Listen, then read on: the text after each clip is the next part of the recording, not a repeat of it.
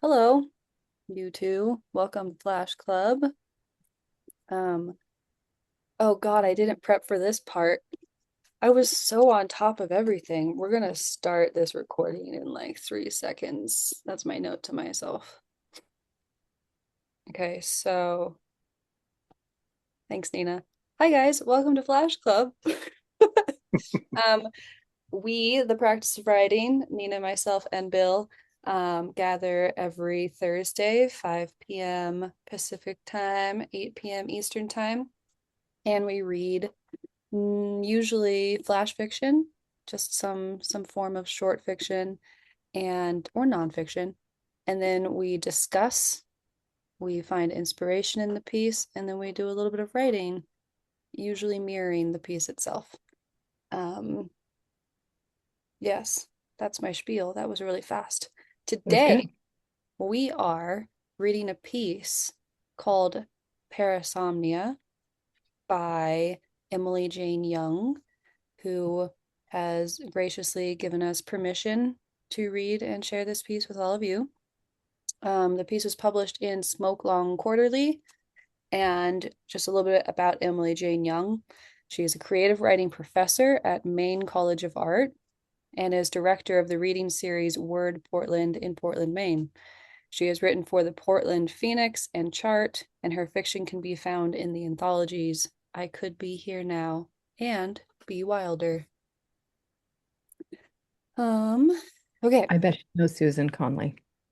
I know it's so funny to me when I find pieces that I like and then I read about them and I'm like, of course they live in Maine. Of course they have an affiliate. Aw. Meanwhile, Nina's wearing a Lake Tahoe hat, Mhm. which is where I live. Okay, so this piece, it was written in 2018. I just wanted to say that. I don't know why. There are 6 paragraphs, so I think we could just chunk it up into thirds. And Ross is here. Oh, cool. Let Ross in real quick. But I will read the first two. If Nina, you want to read the second two, and then Bill, you can read the last two. Does that work well? All set. Cool. Hi, Ross. Hey, Ross, welcome. Let me, Hello. just in case, I'll put the link to the story in the chat.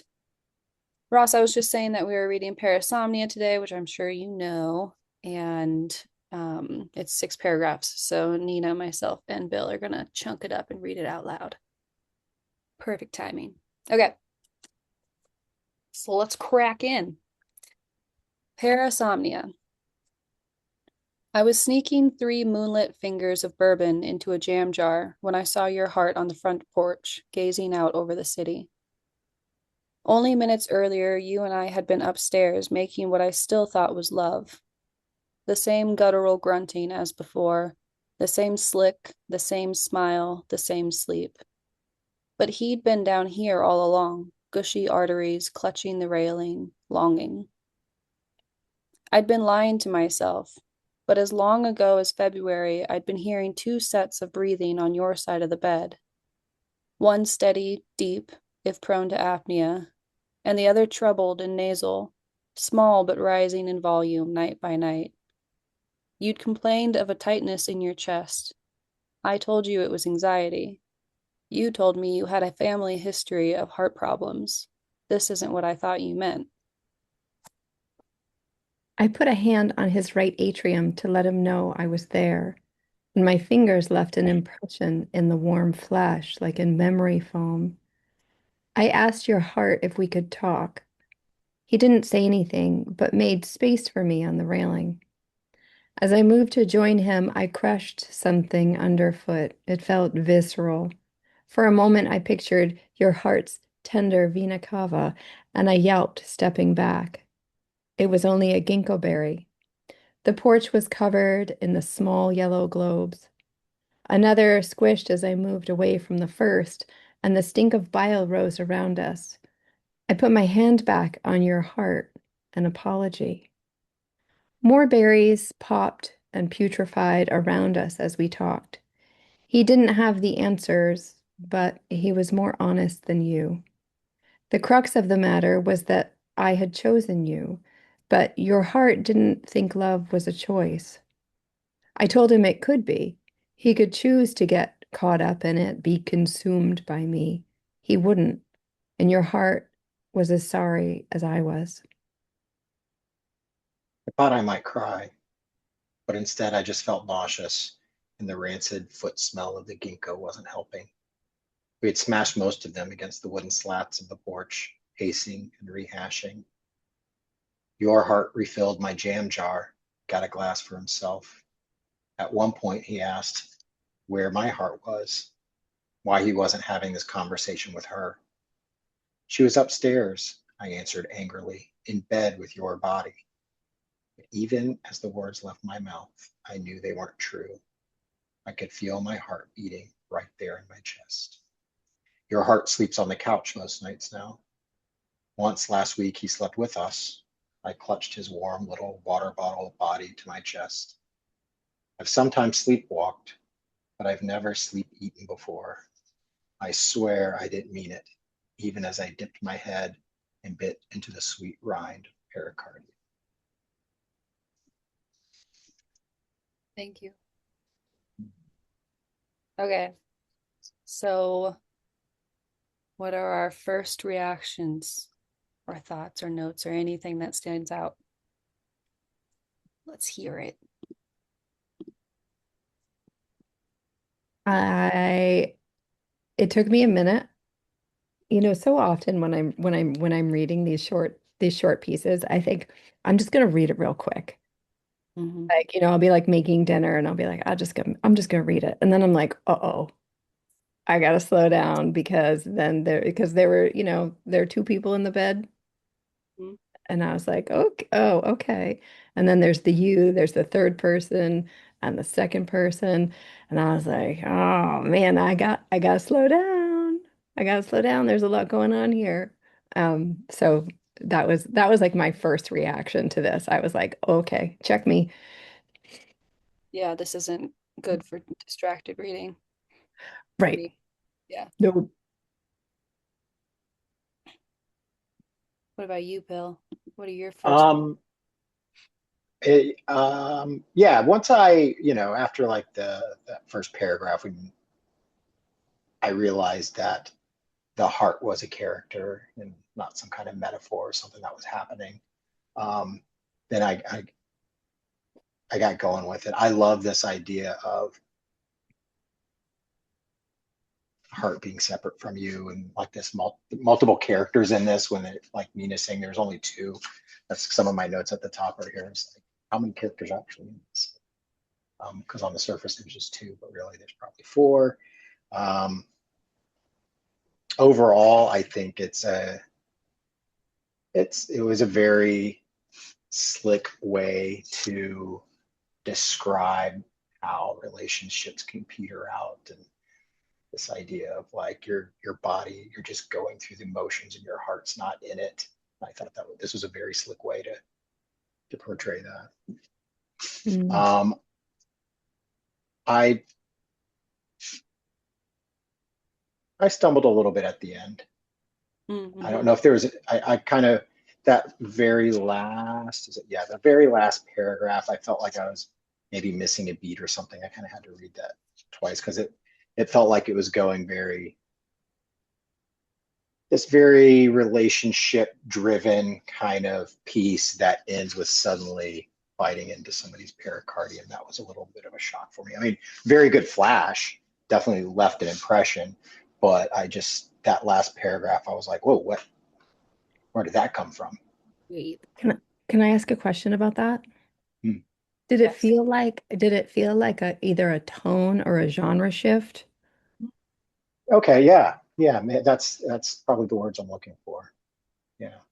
I Because felt like it's circled back to this um because it went from kind of like very body forward to becoming more emotional and interior to like going back to that bodily grotesque.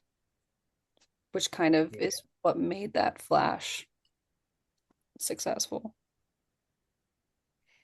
What were your thoughts, Nina? You mean because it goes back to the beginning where it's gushy? What were the words? The gushy arteries, The railing. clutching the railing, longing. The visceral Yeah, the parts visceral. of it all. I mean, I think the author even uses the word visceral about Yeah. the berries, but yeah, it starts very visceral, and you're right. It circles back to that very visceral feeling. But there's just the author or the narrator for me went very quickly from um, I don't know this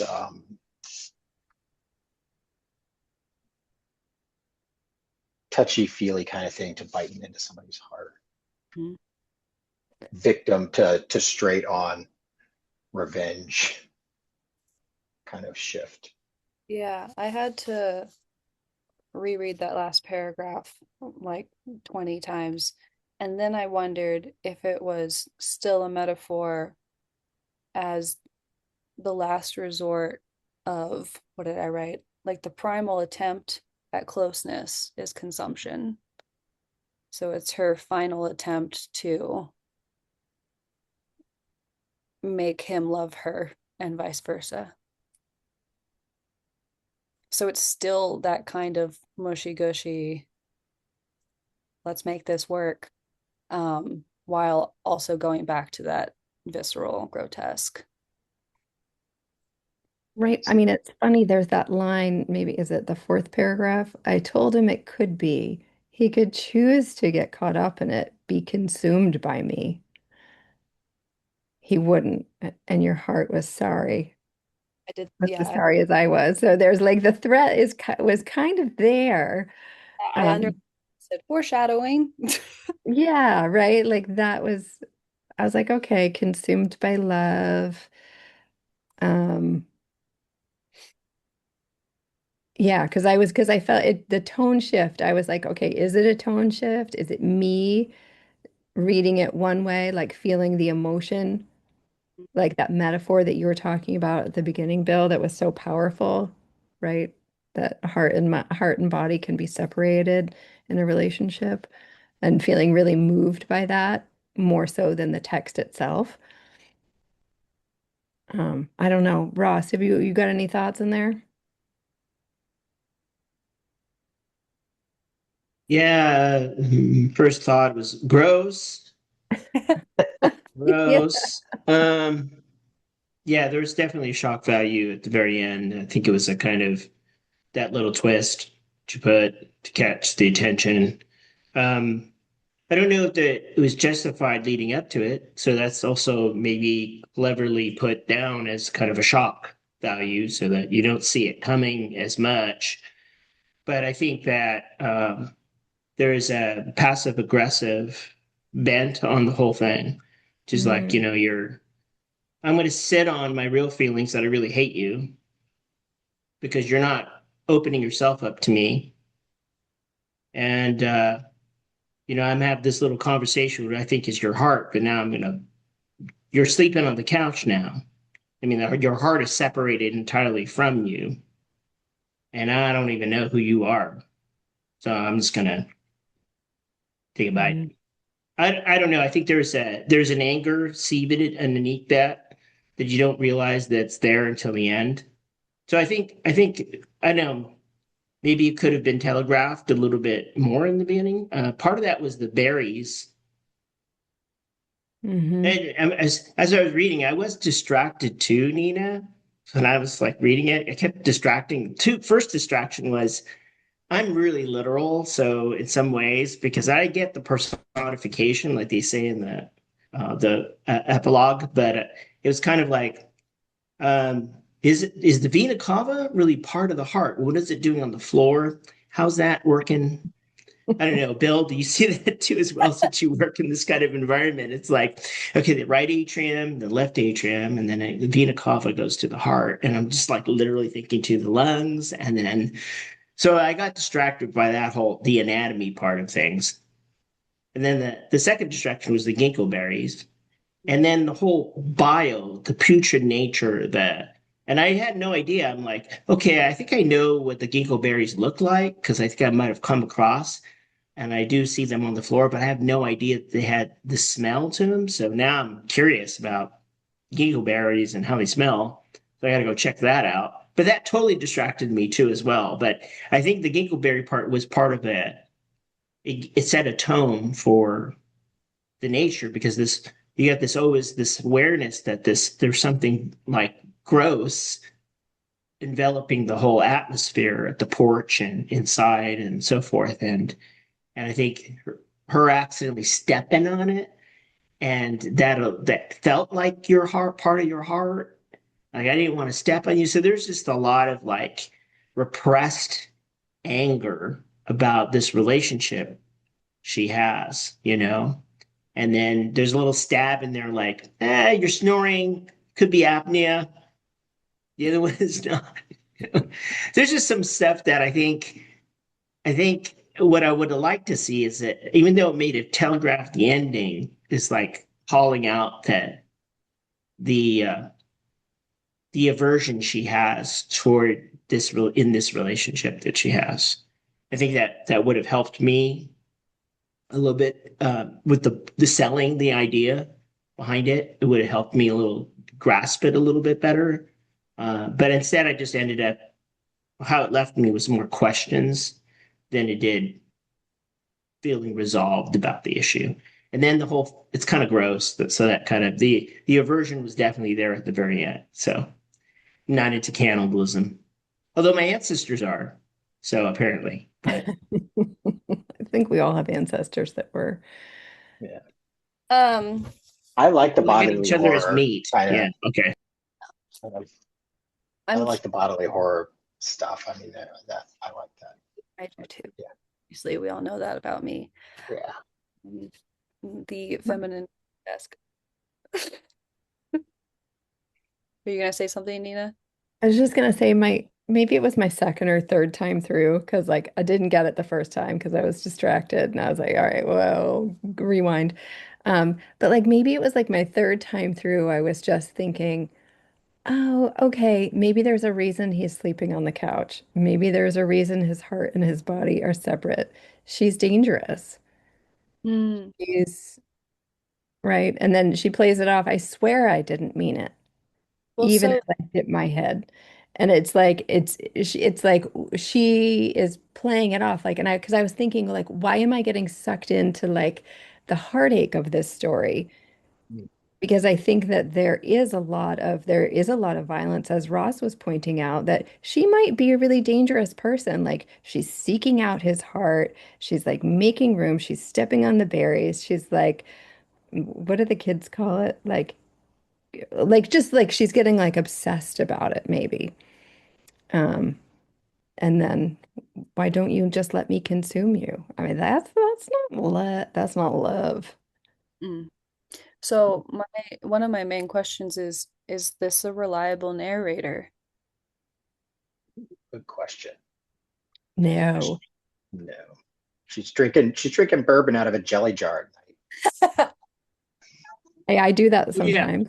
that's Oh, the one part I did Nina, like. you're not a Yeah, reliable narrator. We've And proven I that. am not a reliable narrator. So exactly. and it is was it three fingers? Two yeah. fingers. That's Three a big fingers. pour. Whoa. Yeah, That's a big that's a good pour. pour. Yeah. And then refills it. Yeah. And Uh, then they were moonlit, so they have like a glow on them. So it's more than just three, right? Deceptive. Account for the aura around them. Oh, I learned something tonight. Who knew? Um, is there a specific point when we start to realize that she is not a reliable narrator?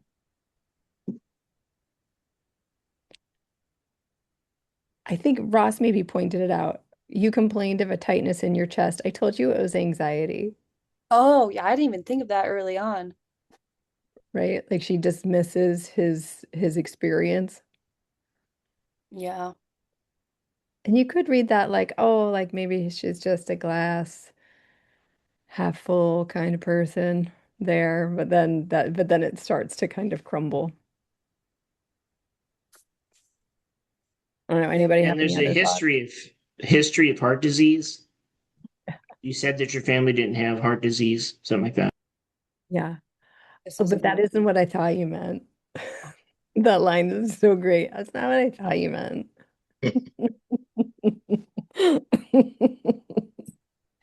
Oh, that kind of heart problem.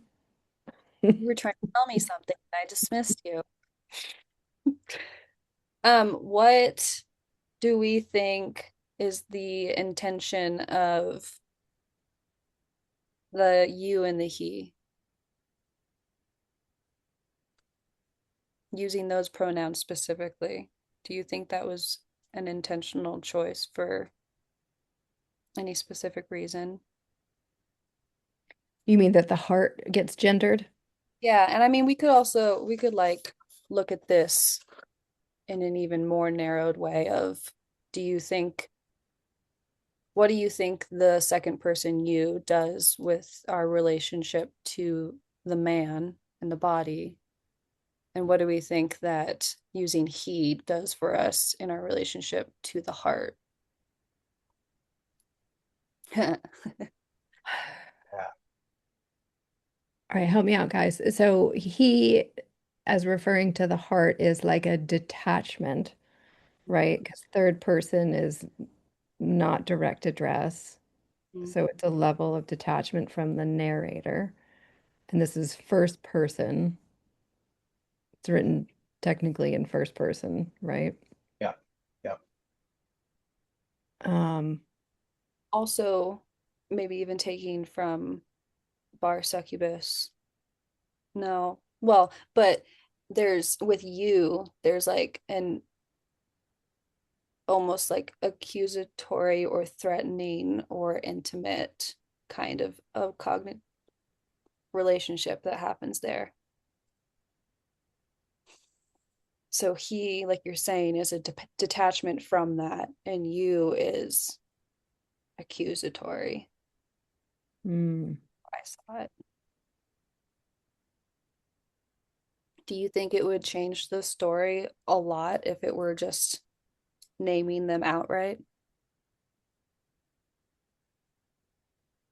Like if It would have changed my experience as a reader for sure, because I felt the connection with the guy sleeping. I felt as a reader I also closer wonder, to that. yeah, I also wonder if it opens the story up to a broader audience too, like not just the experience of the narrator themselves, but to an experience of heartbreak for everyone Mhm. by using I, you, and he. Oh, that everybody gets a turn. Betty gets a turn. That's interesting way of putting it. Um, Okay, I'm gonna move on. I'm just thinking about that. I want to talk about the sensory The- overload. So we talked about the ginkgo berries a bit, and that they're disgusting and vile, and that they distracted Ross because he doesn't like the disgusting vileness. Um, but is there anything else that it's doing for us?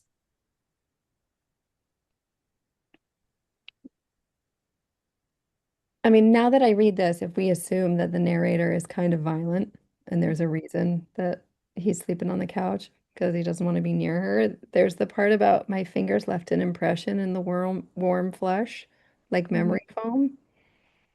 I mean, I've not squeezed a lot of hearts, Bill. Maybe you could speak to this, but like if I push in so hard that it makes a dent in a heart, like that's probably too hard. that's very hard. Heart's a big muscle. Yeah, yeah. Have you squeezed a heart, Ross? Uh, a cow's Ooh, in biology class years and years ago. Uh, I do feel like there is an atmosphere that's created. I do feel there's an attempt by the author to create put you in a place because I distinctly felt like I was in. like I was envisioning a porch, and where they were stepping in the railing. The railing was kind of throwing me off a little bit, but that was kind of a nice touch. Like made room on the railing for me, like scooch down so I can rest against the railing kind of thing or lean against the railing. Looking out, whatever. I wish there was a description of what they were looking at. That would have helped me a little bit, even place me in a setting. But I definitely think there is some attempt to create an atmosphere so that we can envision this really odd conversation, you know. It's unusual because you don't realize what kind of conversation it is. Thinking, oh, this is a normal conversation. No, it's not. This is imagined or real, like you said. We don't think the narrator is official, so we're gonna assume that whatever they're imagining is. If I could talk to your heart because you won't open up to me, I'm just gonna imagine your heart kind of hanging out and giving me more than I need. And then I still resent you. So I don't know. I think there is an attempt to build atmosphere. Yeah, I think Ross, you touched on it earlier, but the ginkgo berries themselves and like the progression of what happens with them is both like a mirroring of what's happening within the conversation and within the relationship, which is really interesting. Um, but it's also a way to ground us into the real of such a surreal event.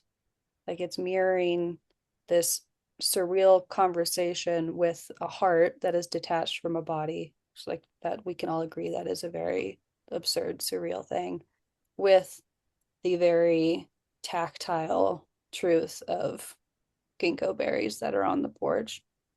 And I think by using the sensory, like having a sensory overload in both of those. So, like Nina, you're saying, like we're squeezing a heart and we're feeling its gooiness. And there's a few other, I mean, even like the descriptive parts of the heart that she's bringing in mirrored up against these ginkgo berries. It helps ground us as a reader in what's happening. Does that make sense? Oh, 100%. Okay. I think, Hmm. Yeah. and but then additionally, I think that, and again, Ross, you kind of touched on this, but I'm going to twist it a little bit. The ginkgo berries you said were kind of a distraction, but I think that it also helps us a lot with the pacing and the tone of the piece. So it's not just this conversation that's happening and it's XYZ, it's being broken up by this tension that is building from like quite literally the condition of the berry from ball to being squished to the point that they're all squished and they're all smothered all over the floor. So I thought that was a really great way of creating tension and pace in Young's writing. Mm. Did anybody else see that? Yeah, I think you pointed at something that I didn't realize was happening about the visceral nature of it. That kinesthetic issues was touch is a big thing in this. Like I put my hand on it, I touched it as to say I'm sorry or there's an apology. I'm I'm hugging it. I'm pushing into it. There's a touch. There's a lot of touching going on, and at the end, like holding it like a warm water bottle, And then and by then biting into it. Yeah, yeah, so there's escalation even in the way that she's handling the heart physically. That's pretty cool. and gross. And So gross. Also, also the heart is clutching onto something in the beginning, and then so this is even further emphasizing that she's maybe not, that she might be a dangerous character, because then she's trying to take control more and more as we go along until she's like, fuck it, I'm just gonna eat you. Fuck it. Um, okay, question. So it doesn't read like horror in the beginning because of the metaphor of the two, because it's the powerful dynamic of the separation of heart and body. Um, and that feels really meaningful. But then I was like, and then I was like noticing the grotesque, right? I'm like, okay, this is definitely grotesque. And then the last, the last scene feels more like horror. And Mhm. then I was like, all right, what genre are we in? Yeah. In her interview, she says that she wanted to write about blood and guts without the physical trauma. So I do think that she was in a horror mindset Mm, without explicitly being horror. And right. grotesque. Do you remember that exercise we did with Justin where you had to write really kindly about someone you hate? Do I remember that? Yes. And you had to write something really mean about something or really coarsely about someone that you love. And that was like such a fun exercise. But there's a little bit of that in here in the unreliable narrator kind of thing.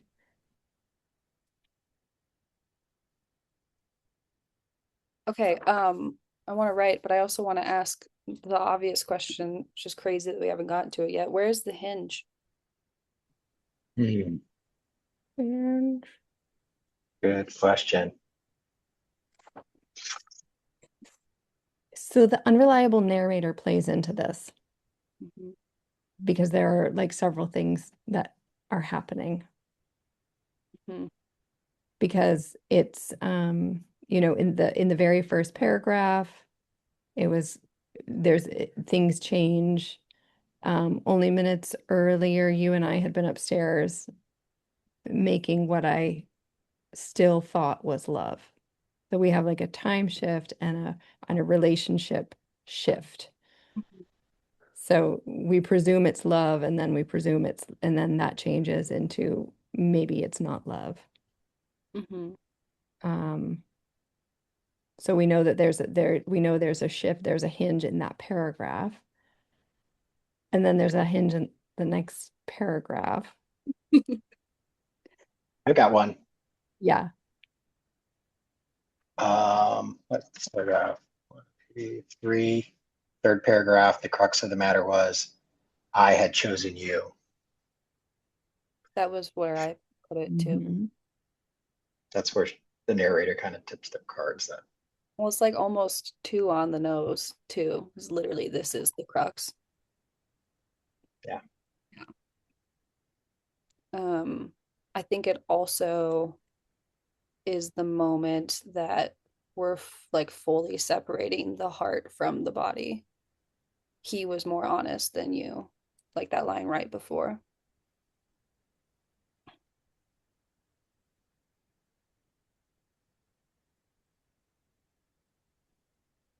Does that sit well with you, Nina? You mean as the full hinge, the crux of the matter was that I had chosen you? Yeah, I would agree that that's like the that I think I think most of her paragraphs actually have hinges in them, but in terms of the hinge of the story, that's definitely the hinge of the story. Yeah. And I can see what you're saying too, and I hadn't thought of it before. I do love a piece that has a hinge for every paragraph. Just like full Mhm. to itself. Yeah, Do you know how like a many words perpetual. this is? Does Uh, anybody look at that? I have it in a Word doc, so let me check. It is Just 400, curious. under 500. What do we think the flash is?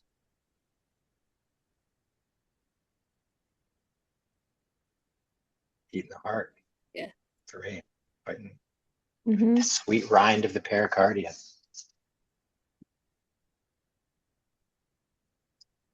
What does the pericardium look like? I don't know. I want to know. I want to. The outer layer of the heart muscle. It's very thin outer layer of the heart muscle. That Okay. explains mind. That makes sense. Yeah. Um, Mm. On that note, though, since you're talking about visuals, I want to share what she sent me. I told Nina that there was a little treat. We have a surprise. Um, share. Just this one. Share. So she made can you see this? Mm. Oh, cool. She took a visual arts class and she had to do like a little cartoon sketch and she decided to do it of a piece she'd already written. So this is the first one. She's pouring a drink, heart's out on the railing. She accidentally squeezes the heart. Sorry. Sorry. Get the heart's adorable eyes. Oh, is it like cuteness aggression? Is that Yeah. what we've got here?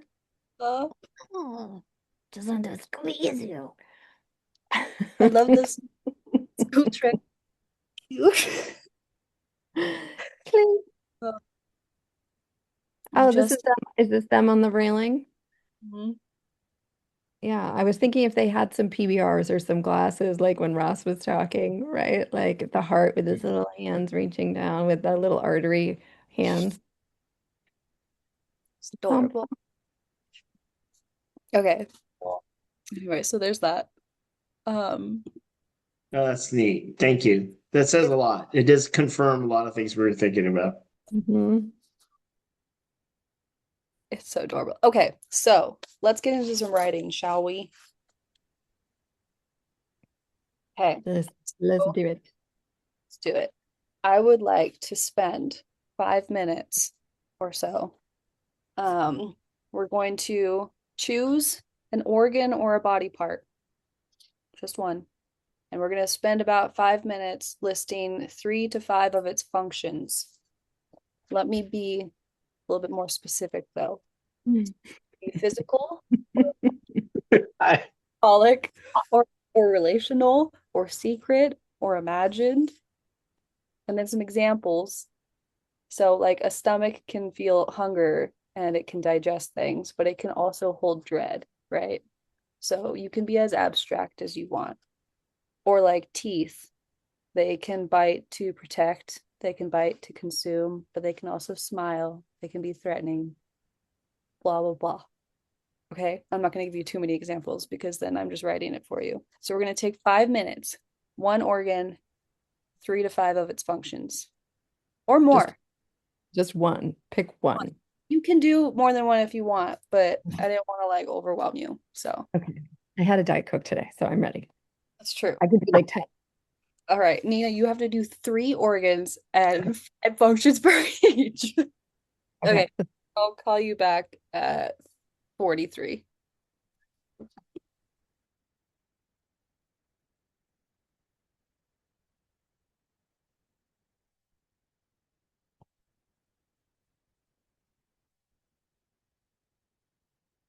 Okay, I'm bringing you back 1 minute early because I realized we're low on time and I want to get through these other ones. Okay, so now we're going to choose one of those functions of your list, and we're going to think about a way in which that function has been neglected or denied or exhausted or overused or mistreated. And we're going to spend another 5 minutes tracing that damage. Do you have like an example? Can you give me an example? Um, it's a great question. I mean, it's like the heart being neglected, not being loved.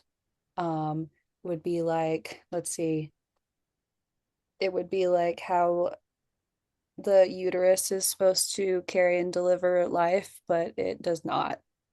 Mm, So it's basically looking at what the function is, and then it's not fulfilling that function. mm. Why? So you're answering the why. Right. Does it make more sense? Yeah. Okay. Why are there rope-like fibroids in the uterus? Yeah. And then we make up the story as to why. Yeah, so we're doing it's basically like the backstory of what is not working, what is not functioning in the organ that you've chosen. Okay. Um, so what habits or environments or relationships or fears or routines, et cetera, et cetera, et cetera. It's too many words. Okay. So many words. Okay. Thank you for Yeah, that clarification. I hope that helped actually. Okay. Um, 5 more minutes. Cool. 5. Yeah.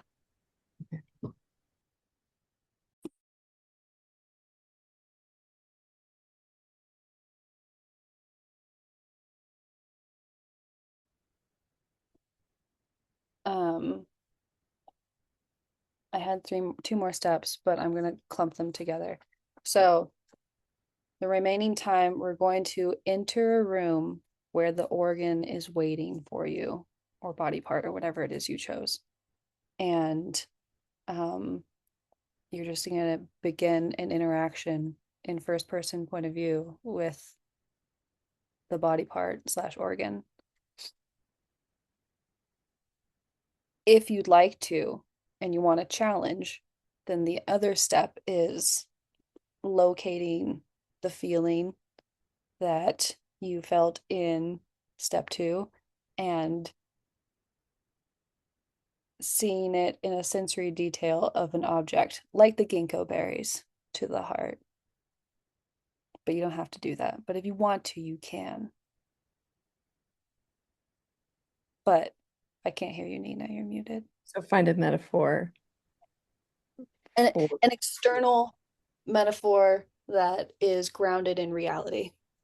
That's what I'm getting at. Okay. That is also existing in the room. And interact with your dysfunctioning organ. Mm. That's it. A three-way? Is this a three-way? You, me, and her? Very and the, Um, I don't think we need to focus on that too much. I think it's more just like the conversation with the organ is what we're trying to achieve here. And if the rest of it comes out, then you can, but we don't have to mirror Emily's story in that way. Okay. That's just inspiration. Cool. Cool. Maybe we'll just come back at 59 so we can chat for a minute and then organs did we choose? I'm curious. I didn't choose an organ. I chose a body part. I chose the knees. Ooh. Yeah, it was good. It's had an angry set of knees. They started out kind of upset that they were sort of a joke, not really thought about much. Much. They bounced your kids on their knee. You know, they bounced the kids. They played horsey. They were a lyric connected to the leg bone. Um, weren't even taken seriously when they could forecast storms coming. But now that you need a miracle, they're the foundation you get down on to pray. Mm. So Mhm. kind of escalated that way. I guess you could find the hinge pretty easily, though. Ah, right on the Hey. nose. Right on the nose. I love it. I love it. Ross, how about you? What was your body part? The knee was my first choice, so I'm glad somebody wrote about it. Thank God. Um, and I ended up with the hairline. Yes. Cool. That's a Good one. great, That's a good one. that is a really good A lot of one. resentment, I think, is there. Yeah. Nina, how Yeah. about you? I wrote about a left hip. Yeah. She's a fickle bitch. Mm. Um, s- uh, the story is that had a three-way conversation because I wasn't smart enough to like figure out how to for it to be independent and have like I just couldn't think of it any other way. So I leaned on Emily. Um, First person, my daughter asked me if I wanted to hike the long trail, is how it begins.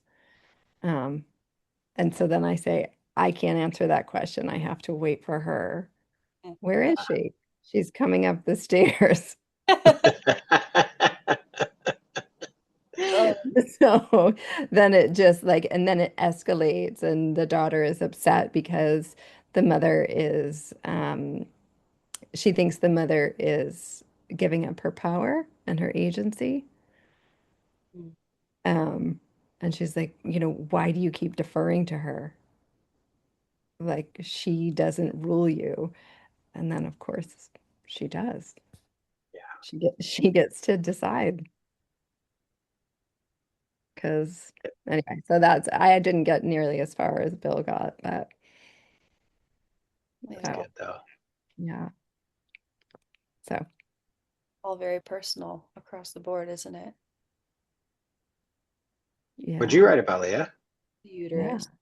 Um, Walking into an empty party and the buildup, it becomes pretty obvious that she stopped taking down the decorations and putting the decorations back up. So there's just a lot of buildup of decor. Literal buildup, Um, accumulation. she's like, I'm not doing this anymore. So, you know, Oh, so not build up like she kept adding more and more yeah, of like balloons and there's more and she like pulls back a curtain and there's like all these fucking balloons that fall out. And the, um yeah, yeah. some What metaphor else could we put in here? never comes anyway. There's nothing to celebrate. Um yeah, I've been Yeah, waiting for balloons to drop from the net above for a really long time, so I just gave up. I'm not doing this anymore. That's what the uterus is saying. we're done. I love it. That's so good. So good. Right? These Fun. things, these things are so ripe, right? Metaphorically, they're so ripe and it hits those kind of universal truths. Like I think Ross, when you said it, we all went, oh, right? Phil, when you Yeah. said it, like the knees, right? Like all of it, like each time it hit that universal truth. So I appreciate that here. Yeah, And I think it says that I think each of us were like, oh, what can I speak from personally? exactly. Like the reason why I didn't choose the knees was because I couldn't go past like a certain kind of general idea behind these. But the hairline, I had a personal relationship with that, and I had all the thoughts that may not have surfaced in a while. I got a chance to like unearth. So I do think that that personal attachment that you could speak from is really, really digging in deep into what you can expose in the writing, something new, like, oh, I could really speak to that. And then someone else, hopefully reading it, will go, oh, that's what I was thinking too. But Yeah. anyway, Opens it up to relatability for sure. That's kind Yeah. of the Smoke on Quarterly asked her why the heart. She was like, well, we can all relate to how the heart feels in heartbreak. So Yeah. cool. Thank you yeah, guys. Good when club. when you first started talking about the heart and detaching it from it, the first thing that I thought about was that song, uh, "Detachable Penis." You guys know that? No? Okay. I mean, it's really funny, and it's a great song, and it's by King Missile. So I think it's by King. I don't know who it's by, but that's what I wrote. That's what I looked up. But it's pretty funny. Detachable Penis. Well, I'm definitely going to listen to that now. Yeah. Yeah, Have it's to. hysterical. Oh, wait, Bill, do you know it? Do you I know just it? Googled I'm it. gonna have to listen to it now. I don't Okay. know it. I mean, the Yeah. second line is, and my penis was missing again. So Yeah, a this banger. happens all the time. It's detachable. It's missing. I woke up and it's missing. All So that's what right. it remind this. this short story reminds me of this flash story reminds me of that. Anyway, have fun listening to that song. It's We're all classic. gonna we're all gonna go find it right now. Oh, It's is in the that it? That's now awesome. it's in the chat. We can all listen. Awesome. I'll put it in show notes too. In the show notes. Perfect. All right, Okay. friend. Thanks, Great guys. job, Leah. Thank you. Great Thank job. you. See you guys next week. Thank you Bye. Bye. again.